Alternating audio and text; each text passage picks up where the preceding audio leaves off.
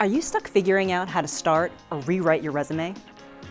I'm Ann Baker from Baltimore County Public Library with 5 tips for a rock-solid resume. First, you need to think about the purpose of your resume. What is it intended to do? Your resume should convince the employer that you are worth an interview. This, and all our tips, will help your resume pass the 30-second test. 30 seconds is typically the amount of time an employer will spend going over each resume.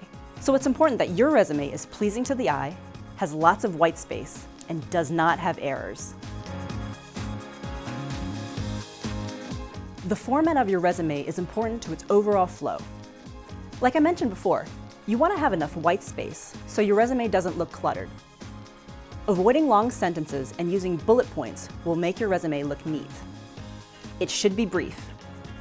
You can use up to 2 pages for your resume, but less is better. It depends on how you need to tailor your resume for the job you're applying for. And it must be professional, which means using simple fonts. Your resume should begin with a header, then your professional experience or work history, and education. Those are the big 3. You can also add a last section for other skills or special information, but that's optional. Your header should include your full name, current address, email address, and phone number. Make sure you use a professional email address.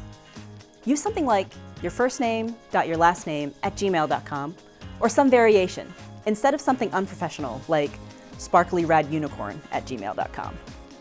When you add your work history, you should start with your most recent job and work backwards to your older jobs.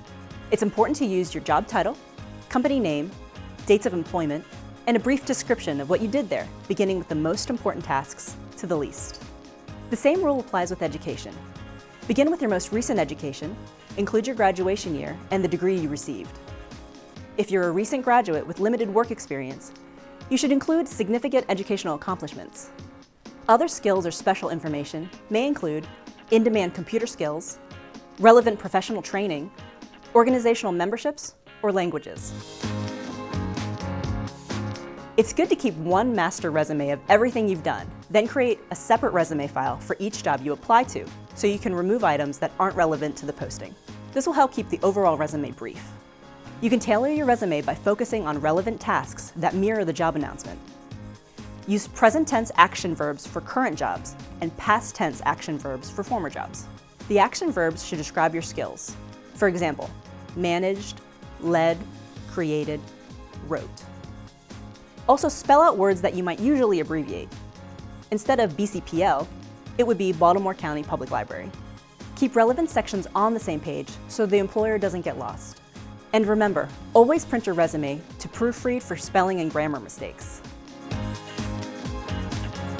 Come to BCPL for resume resources.